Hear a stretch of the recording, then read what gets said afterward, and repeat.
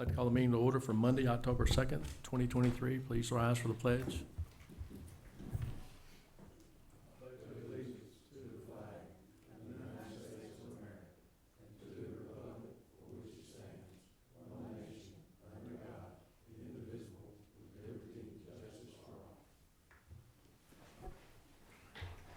Dennis Moody will lead us in prayer.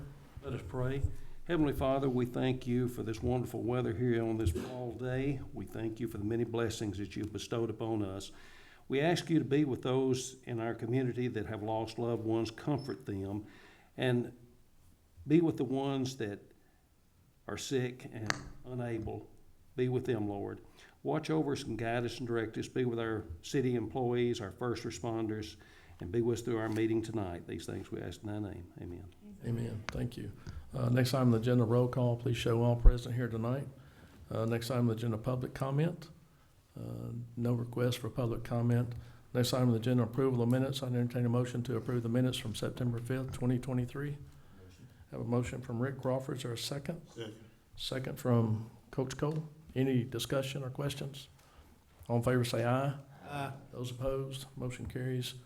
Next item on the agenda, unfinished business. Is there any unfinished business?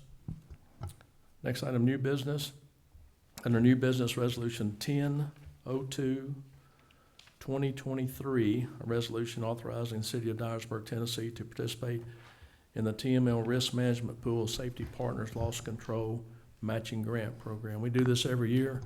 We're a member of Public Entity Partners, and they supply us the opportunity to get a grant for safety equipment. We've done it every year for as long as I can remember. $3,000 would be the grant amount if we approve this tonight. So any questions about this?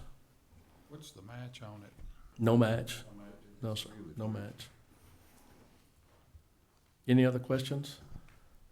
All right, I entertain a motion to approve this resolution. So moved. Second. Motion from Dennis Moody, second from James Baltimore. Any discussion? All in favor say aye. Aye. Those opposed, motion carries. Next item on the agenda, resolution 10-02-2023A, a resolution by the city of Dyersburg, Tennessee, approving LPR cameras received through the VCIF grant to be placed on state highway right-of-ways. That also is in your agenda as well. And what this is, the TDOT requires us to pass a resolution from the governing board. I think Chief Isbell mentioned at one of our previous meetings the grant amount we got to place these 83 license plate readers in conjunction with other cities up and down Highway 51. So TDOT requires a resolution from each governing body of those cities to do this. And this is just something we're going to send to TDOT, that we know about it, that we approve it, and that we're asking for them to allow us to do that. Any questions? All right, I entertain a motion to approve that. Motion. Motion from Ricky Hammond, second from James Baltimore. Any discussion? All in favor say aye. Aye. Those opposed, motion carries. Next item on the agenda, Recreation Committee meeting minutes from September 12th, 2023. Chairman Ricky Hammond. The Recreation Committee met on Monday, September 12th at 10 a.m. City Hall. Committee members present were Mayor Holden, myself, and Rick Crawford.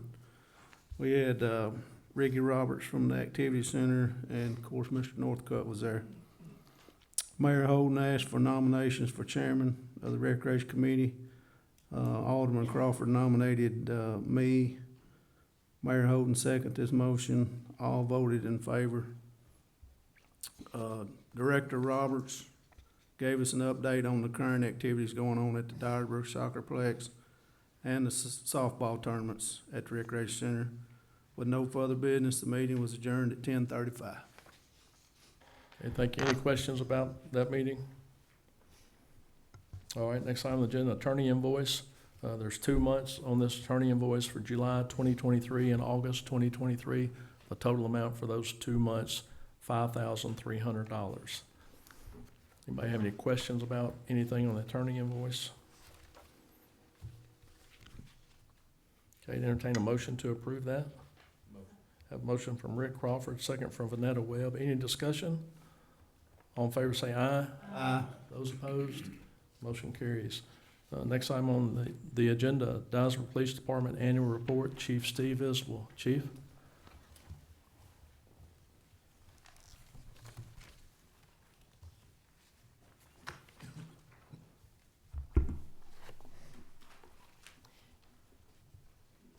Thank you. The Dyersburg Police Department has an authorized strength of 60 commissioned officers, 9 support staff, and 17 part-time traffic safety personnel. Of the commissioned officers, 8 are female and 5 are minorities. Total female employees, including our support staff, is 17. We are an internationally accredited law enforcement agency, which has us in the 5% of the 18,000 law enforcement agencies in the United States that achieve the gold standard in law enforcement with holding a certificate of advanced accreditation. We are also recognized as a state-accredited law enforcement agency. During the calendar year of 2022, officers responded to 26,914 calls for service compared to 23,989 in 2021. Officers made 300 more arrests, with 2,278 arrests compared to 1,978 in 2021. 2,012 were adults, with 266 being juveniles. There were 108 response to resistance or use of force, which is an increase of 13.89% compared to 2021. Of the physical force used, 12 incidents caused injury to the resistant suspect, with 2 requiring medical attention. Of the 108 response to resistant arrests, 8 officers were assaulted and 3 were injured. The use of the taser increased by 33.3%, and chemical agent increased 13.3% from the previous year. Resistant subject demographics: white males and black males decreased by 15% each. White females decreased by 45.4%, and black females increased 56.5%. Under crime data, in 2022, we reported 156 aggravated assaults, which is 25 fewer than 2021. 49 aggravated domestics, which is 27 fewer. 436 assaults, which is 45 fewer than 21. And 276 domestic assaults, which is 39 fewer. Crimes against property: 7 robberies, which is 9 fewer than 2021. 175 burglaries, which is 20 fewer. 55 vehicle thefts, which is 20 fewer. And that also includes joyriding, things of that nature. If someone loans a car and the car is not returned, but we do have a number of vehicle thefts, but we had 20 fewer in 2022. And we had the same weapon violations at 66. Under murder comparisons, in your booklet, you'll notice that we list 4 homicides, when in fact it has been 5. The reason the 5th has not been added to the TBI report: this investigation was latter part of the year. By the time the autopsy results come back, the investigation, this was a child that was, the mother was responsible for the child's death, and the mother was indicted for that. So in fact, in 2022, we had 5 murder investigations, 7 total death investigations, but 2 of those were ruled justified by the DA.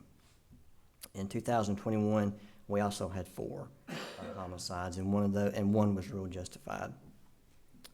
Also, under crimes against persons in the violent crime category, 51% of our violent crime is domestic related. 63% of our assaults are domestic related.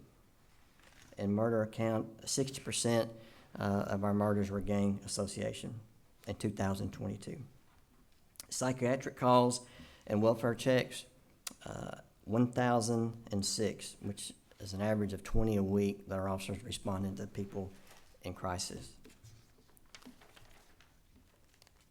For comparison, I know we're talking about 2022, but a snapshot of today, where we are for some of these same crimes. We've had 1 murder in 2023. This was early in the year. There's been an arrest made in that case. It was an individual that bought a rifle and was either playing with it or showing it off at Future City out in the property there, and the gun was discharged and it killed a female, and he has been indicted for the cause of her death. So there's been one homicide this year. We're at 71 aggravated assaults and 257 simple assaults. We are down on weapon law violations, and I know there's still 3 more months to report in this year, but we're at 33, where normally we have 66. I'm also pleased to announce that the department started the process in 2022, which this has already been reported, but I think it's worth mentioning again, to be considered for funding made available through Tennessee Governor Bill Lee's initiative to provide financial aid to law enforcement agencies. The funding is to combat violent crime in our state. We partnered with 5 other law enforcement agencies in Northwest Tennessee and agreed to apply and manage the grant, the competitive grant. We were awarded $1,270,000, which will be used to add 83 license plate readers from Ripley to South Fulton and to purchase and maintain equipment needs of each agency. The Dyersburg Police Department was awarded an additional $278,000 through the formula grant, which is also competitive. We will utilize those funds to purchase 18 SkyCop cameras and other equipment needs, utilizing technology to assist us in fighting violent crime. We continue to build upon police and community relationships through our Community Changer initiative to enhance quality of life and reduce crime. The new task force office in South Dyersburg was opened that houses the DPD Street Crimes Unit, the FBI Safe Streets Task Force, and the Tennessee Bureau of Investigation Task Force officers. Here we partner together and share space with our state and federal partners in an effort to fight drug and gang violence. In closing, in 2022, we saw an increase in call volume and arrests, along with a decrease in most of our violent crime and property crime categories. It is worth repeating that over 50% of our violent crime is domestic related, and gang violence accounts for much of the other. Random acts of violence in our community is low. However, we will continue to commit a tremendous amount of our resources on fighting gang violence. I'm proud of our team. They work long hours and have often very hard days, filling the gaps for our vacancies. On behalf of the department, thank each of you for your support and funding to our department, ensuring that we have the tools necessary to provide public safety to our community. And that concludes my report. Thank you, Chief. Any questions of the chief? We fully staffed, Chief? No, sir. 7 vacancies. And it's a little misleading. We have been running 6, 7 vacancies throughout the year and even in last year. We also have 2 out on medical. One is long-term medical. I have one that's in his early deployment on the southern border. He'll be there for a year. And I have one that will be deployed in a week or 2 over a year at the southern border. So that adds up in addition to the vacancies. We actively recruit. I hope you saw us on Facebook today, welcoming 4 new members to the department. But we work hard at this, and it's challenging. We appreciate everything y'all do for us, us being the citizens of Dyersburg. I did want to ask a question about the SkyCop cameras. Do we have those already in place anywhere, or are they still? The process is slow. However, the paperwork all has been submitted. The bids, we've gone through the process, the state guidelines, and the equipment has been ordered. Some equipment has already come in. We've provided that equipment to these other agencies that partnered with us. But we're really excited about the SkyCop cameras. And in fact, we may get to add 1 or 2 to this overall number, depending on how things go. Those will be fixed cameras. They'll be live cameras. They also record. They'll be deployed in our high crime areas. And we'll also have 1 or 2 that will be available on a trailer that we can deploy if we have something to occur in other parts of town, including where we have special events and things of that nature. My understanding is everywhere those are used, crime really drops in those areas. Now, I don't know if it moves to a different part of town or not, but at least in that area, my understanding is they really work. Another thing, on the license plate readers, apparently we already have some of those being used, Yes, sir. per a report I saw the other day. Yes, sir. So this board approved and funded completely through the city's budget 9 license plate camera readers, and those were deployed 2 years ago. I believe I'm correct on that.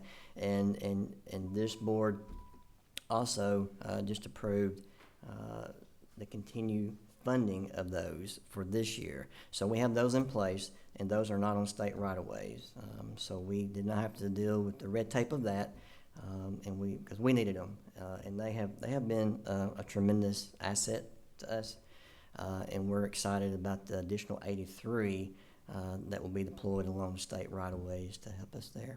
And all that information shares. I mean, we have requests from across the United States for our material, our data that's on there. And we make the same request. If we have someone that we know or we suspect has traveled to other parts of the country that may have been involved in something here, we can collect that data, and it's like a digital map. So it's a very effective tool. I think the report I saw was a stolen car out of Arizona, actually. Was committing crimes here, but that was able to chase that individual down, so. Absolutely, and our officers have access by their smartphone. They can go into the system if we're looking for a particular vehicle, and that's been very, very helpful as well. Thank you, Chief.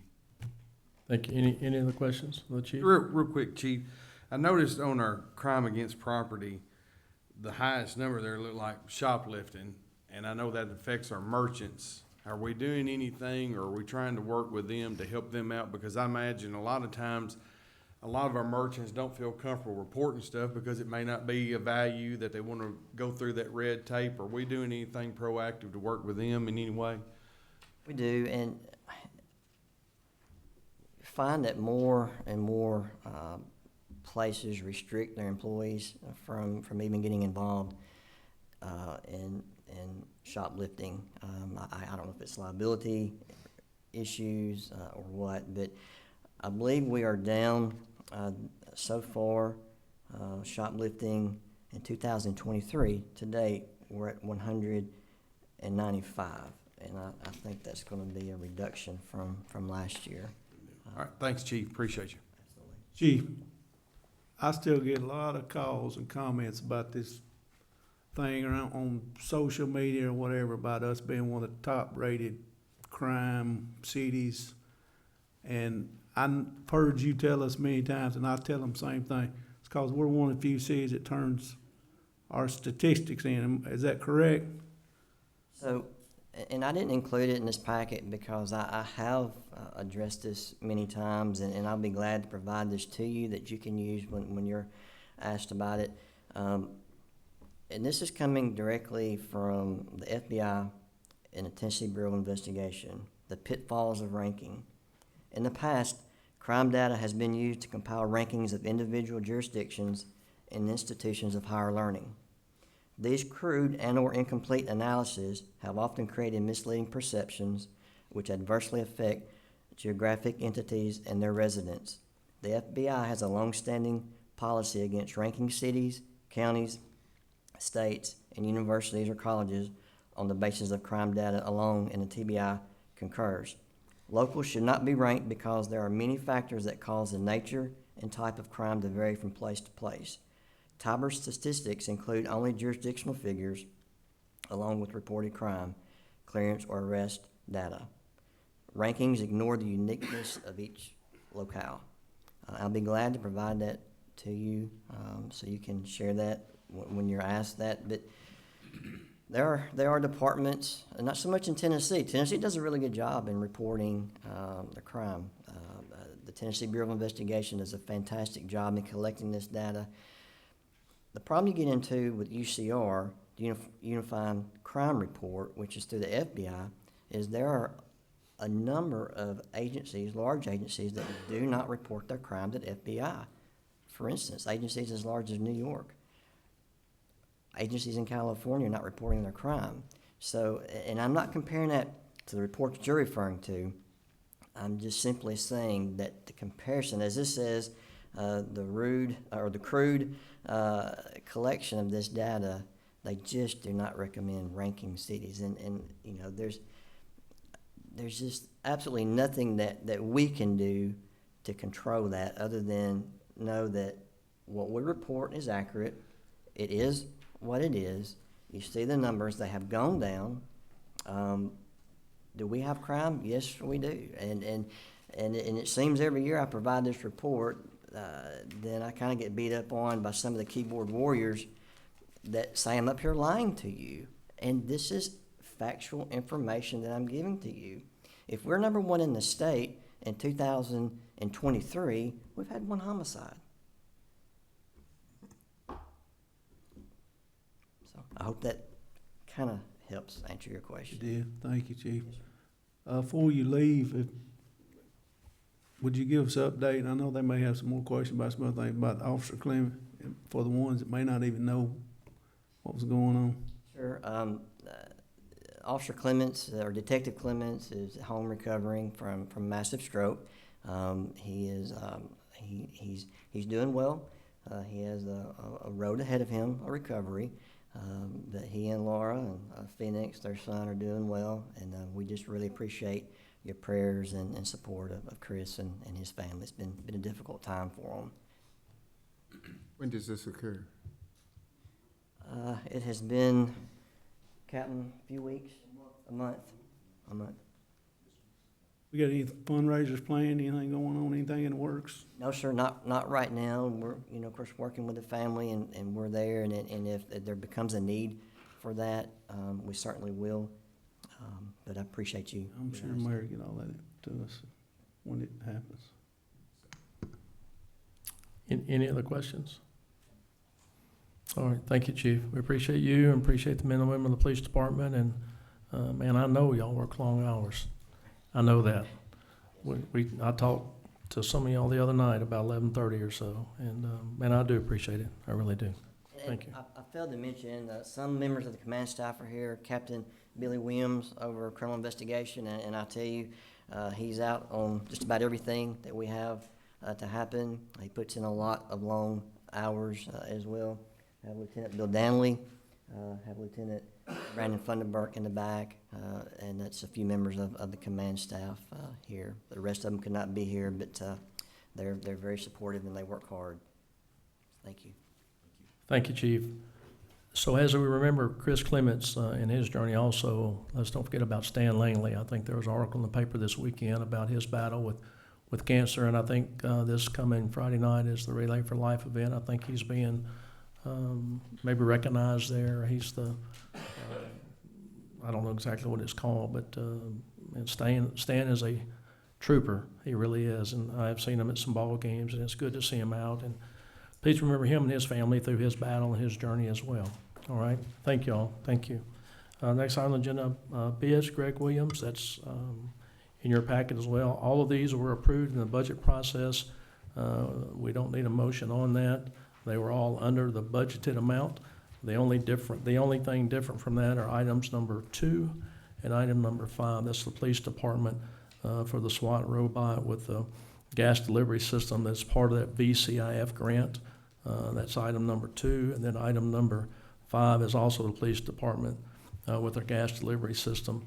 That's also through the VCIF grant that the chief mentioned earlier. Any questions about any of these? Okay, next item on the agenda would be report from Alderman, Mr. Baltimore. I just want to commend the chief and the police department for, I see y'all all the time out there working, and it seems like y'all are solving cases. You're not just out working, you're solving cases, and that's a wonderful thing.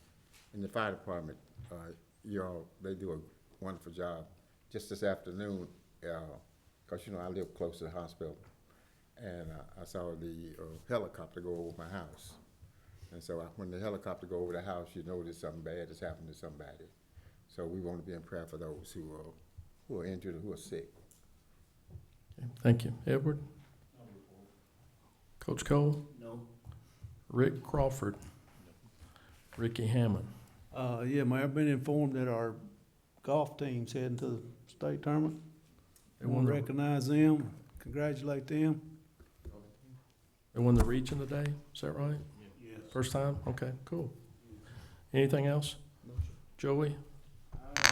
Just real quick, I know it was an article in the paper, but, Jack Claiborne, 99-year-old World War II veteran. I'm not for sure if he was our last veteran or World War II veteran, but at 99-year-old, there can't be many left. We need to recognize all our veterans, but especially keep a World War II veteran in our thoughts and prayers. Thank you. Dennis? Mayor, where are we at on the sewer rehab, the paving, repair for those? I'm gonna We are, stop ball.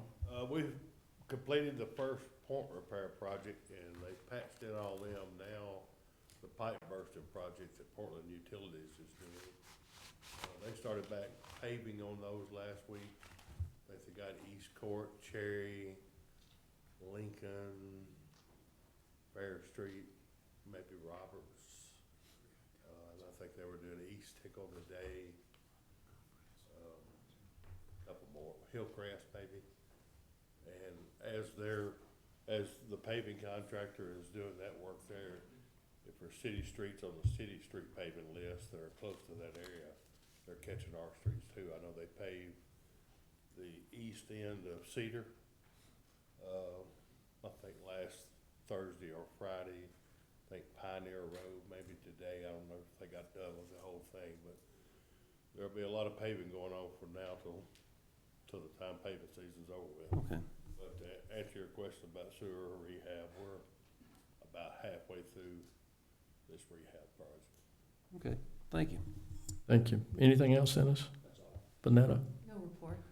Might be a good time to mention also, they're gonna mill and repave Troy Boulevard, which will, cause us to have to close that road at both ends. We'll give notice, to folks about that. I don't know if that'll be next week or the next, but that part of Troy Divide, we gotta mill that down. We ain't got any curb left on there and it's just, probably be 2 days probably.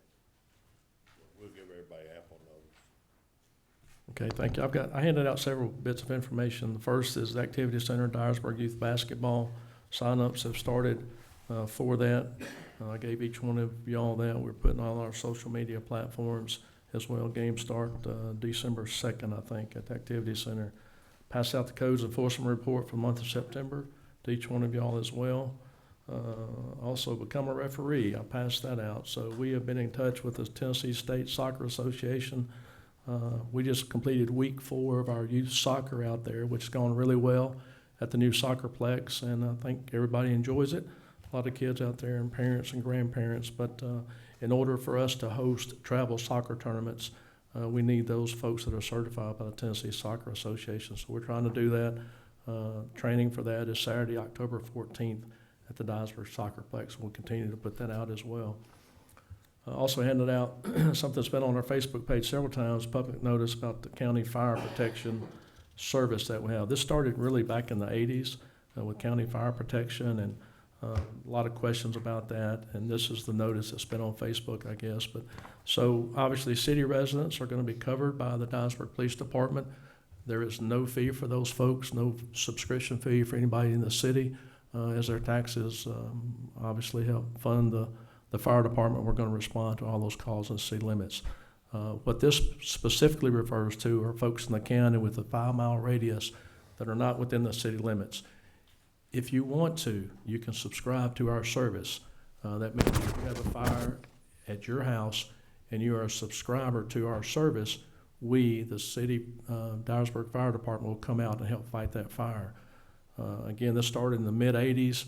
We're just trying to clear up the list that we have and make that, just trying to clear it up. There's some questions about it, but we've had some folks that have passed away, some folks that have moved and things like that. Completely voluntary if you're a county resident, absolutely completely voluntary. You don't have to do it, but if you want to do it, it may affect your insurance by lowering it. I would suggest that you contact your insurance agent if you subscribe to that. We have a state-of-the-art fire department with a low ISO rating, I think, of 2 now, which is one of the lowest in the country and certainly we're proud of those folks as well. So if you have any questions about this, tell them to call City Hall or call me. Allison back here actually does that for us at City Hall. All of the county fire departments are volunteer fire departments. Not saying anything bad about those folks at all, but they're a volunteer fire department. And if you want to subscribe, we'll come help put that fire out. In lots of cases, we do a great job in doing that. So again, completely voluntary for county residents, not city residents, okay? You have to be within 5 miles of the city limits, right? 5 miles, yeah, and that doesn't include New Bern. New Bern has a fire department, Trimble has a fire department. These are county residents. Finley, 4 Points area, wherever that may be. If you want to subscribe to it, we'll get you on the list and figure out what that fee is, so we'll do that. I was a subscriber when I lived in the county, and I can tell you factual that it will save you money on your insurance. And that's due to the rating that the city has. And insurance companies, is my understanding, that's how they determine what your premiums will be as to what kind of fire rating you get in the area you live. What is our fire rating? 2, ISO 2. The highest is 1, yes. And the fire departments work really hard. There's a lot of factors that go in to determine that rating, ISO rating. I think they come do it every 4 or 5 years. It's your water pressure, it's your number of hydrants. It's not just fighting fire, it's the EOC. There's lots of facets involved in that to get that rating. But all those folks work really hard to get that rating, keep it low, and we are proud of that. Just a couple more things I want to mention. Community Cancer Barbecue is the 13th. That's Friday downtown on the north side of the square. That'll happen probably starting about 9 o'clock in the morning. Also, Dyer County Bicentennial, Dyer County's celebrating their 200th birthday. Those celebrations, they've been doing stuff leading up to this all year, but the actual Bicentennial events will be the 13th through the 16th. That's a Friday to a Monday, and then Saturday the 14th downtown at the Forkadale River Park. There's going to be lots of events down there as well. Then Monday at 10 a.m. on the 16th will be the formal recognition and celebration of Dyer County's Bicentennial. I mentioned a couple more things about recreation. I mentioned the basketball. I mentioned the soccer fields. We had a big weekend this past weekend at the Activity Center with the travel softball tournament. Teams from out of state and other Tennessee counties. This was our 7th one, I think, this year that we've had several, about 11 last year, I think. And want to commend the folks at the Recreation Department for doing that. Obviously, we do that to promote sports and good health and all that, but also it brings people in our community that stay here, shop here, buy here, and support our local community as well. So a lot of that going on, and thankful for all the folks at the Recreation Department, all the work they've done as well. Anything else? We're adjourned. Thank you.